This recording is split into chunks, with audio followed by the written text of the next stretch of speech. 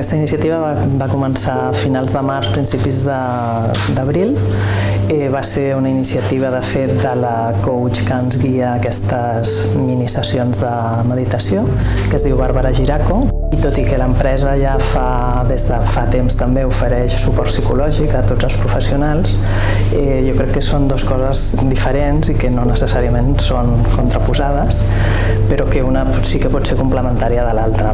La meditació és una cosa diferent, seria més com preventiva, i donat que amb aquesta pandèmia s'han posat de manifest i s'han barrejat molts sentiments i que són difícils de controlar perquè el dia a dia se'ns menja una mica, doncs per això vam intentar decidir buscar una altra via que ens ajudés sobretot a mantenir-nos centrats en el dia a dia.